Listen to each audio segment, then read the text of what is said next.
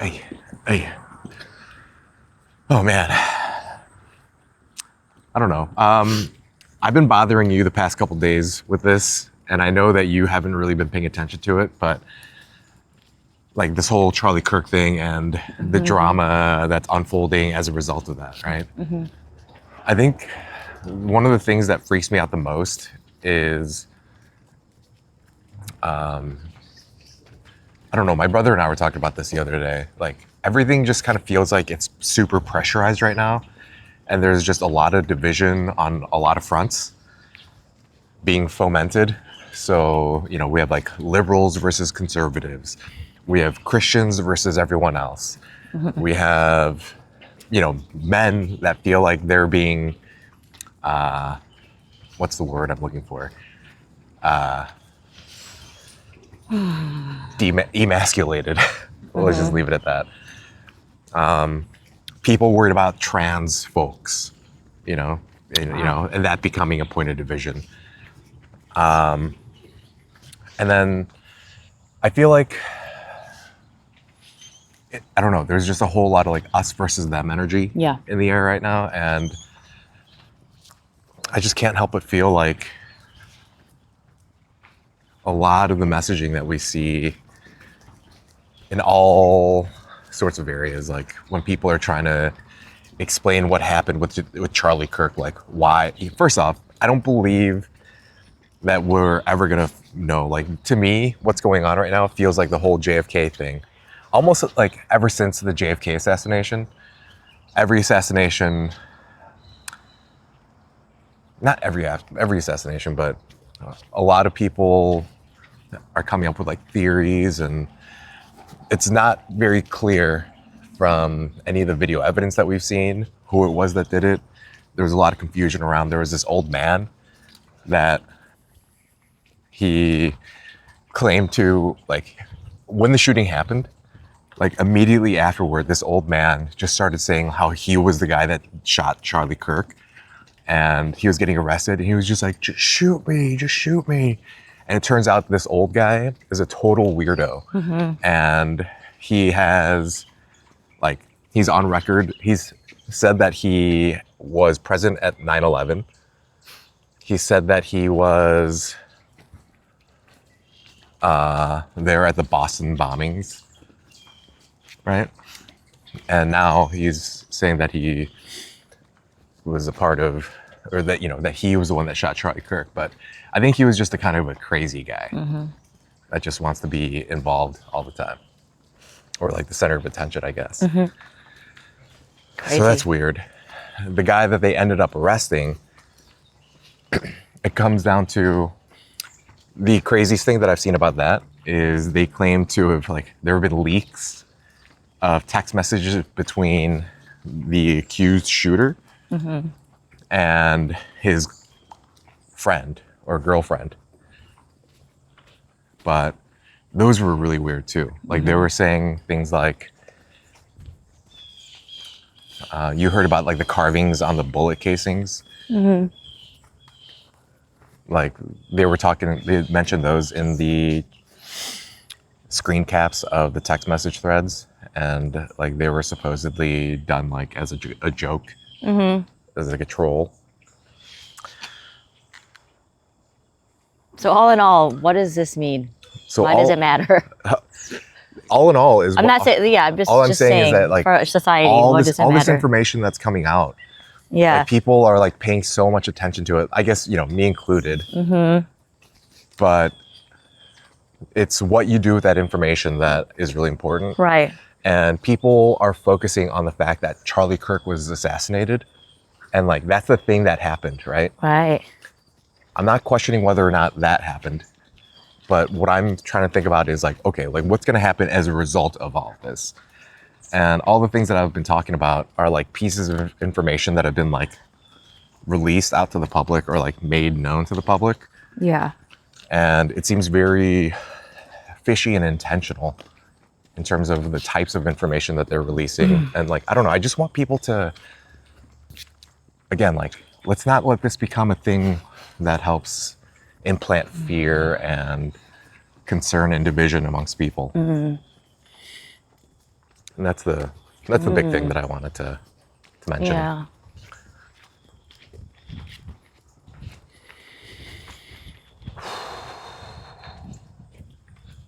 It's wild. I have not been keeping up with any of that. Does it, and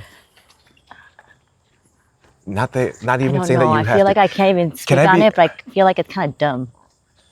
I mean, Is that bad? no, like part of the crazy part about all this is like, apparently this guy, Charlie Kirk, like had a huge following and was gigantic. And I think both you and I like don't fall into the target demographic, I don't think. Because I think he was primarily targeting young, white, Christian or Christian adjacent people, Yeah. like that are college aged or younger. Oh, And not me.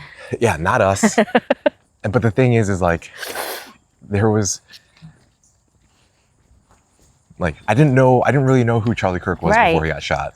Same. I have seen clips of him on the internet, but I like never really paid attention to him. And yeah, the fact that like there's this person who wasn't all that like important in our lives, like, Yeah. I don't know. I'm not.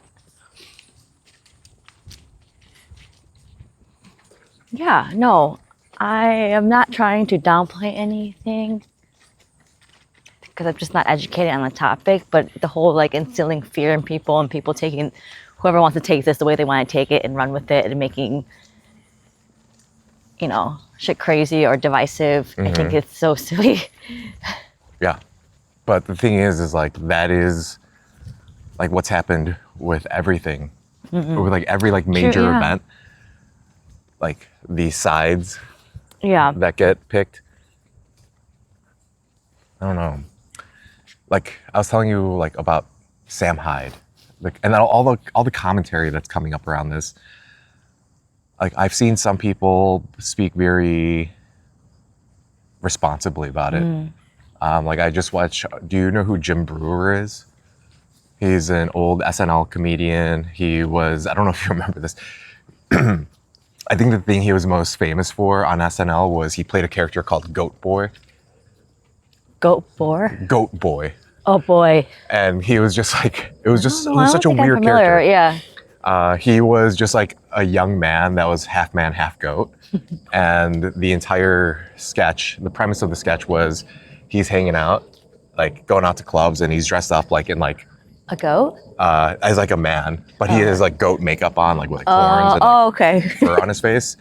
And the funny part was he would give interviews as Goat Boy. And then as he's talking, he'd be like, yeah, so we went to this club. Well, I just think Like, Oh, okay. and people think thought that was the funniest thing ever. Not saying that it wasn't funny. Jim Brewer's comedic chops were unmatched at this time. But like, anyway, so he was like real famous on that. He was a huge like stoner comedian. He was in the movie Half Baked. Anyway, so this guy, Jim Brewer, he gave a talk, you know, just recorded a video and was saying the same thing we're saying, like, you know, you cannot give in to the fear. if I have love and I have forgiveness and I have faith and morality and I want to give something to another human being, whether it be a smile, a pat on the back, a hug, even if they're disturbed, even if they hate me, that's the least you can give back. The monster wants he wants to bring that out of you. And there's people like that. But the vast majority of other conversations that I've seen on this topic have been around, like, again, like Sam Hyde talking about how Charlie Kirk is you, the Ukrainian girl that got stabbed on the bus. That is your wife, your sister, your daughter, your mom. Like trying to make this feel very personal to the person that's watching his video. And trying to make them feel as though they are the ones under attack, and Yeah, rage. yeah, to build up that feeling of Fear. persecution. Yeah. Victimize. And then, you know, I think a lot of other people will say like, that's rich coming from a white like a young white dude, like they're gonna say that, you know, everyone else that isn't a young white male has felt prosecuted or persecuted their entire lives, like through the majority of modern history. But now they're gonna take this event and be like, no, like this needs to stop. We cannot have this here. Like I really dislike the conversation around the only the white Christian perspective of saying the only reason the world has reached the heights that it has reached is because white Christian men have been in control. And I don't mean to say, I don't want to take this time to say that white Christian men are useless and, you know, they're not the reason that we've gotten to this point. It's impossible to argue otherwise. But it totally is negating and ignoring the fact that in the future, we don't have to continue on as we have in the past. And I think that is like the opportunity, that is the big thing that exists right in front of us. And that kind of opportunity can only be taken advantage of and be seized.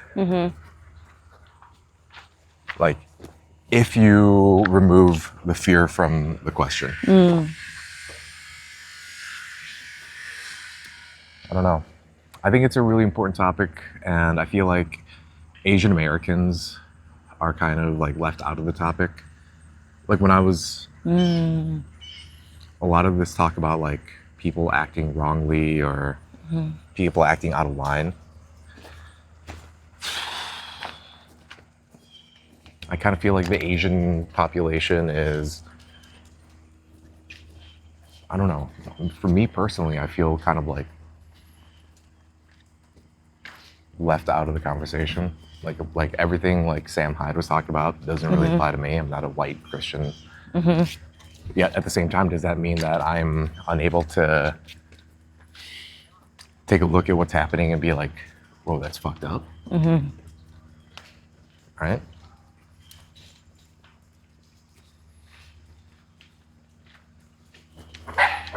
Ooh, Hello. spicy. Spicy buzz. Anyway.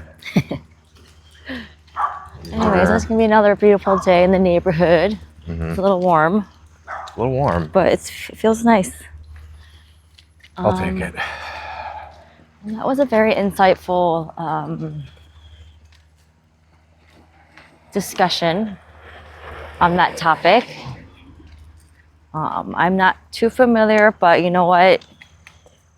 I keep my eyes open just because I'm curious. And yeah, let us know what you guys think. Yep. Let us know in the comments. I mean, basically all I'm saying is no matter what's going on, like don't let the fear of what may happen as a result of this Exactly. be the thing that you're focusing on. Keep your focus on yourself, your loved ones, and just focus on that. Yeah. Don't let your attention be stolen away by something else just because someone else says it's a big deal. Exactly. But that's it for today. Thanks for joining us on our walk today, Bubus. And we will catch you next time. Bye. Bye.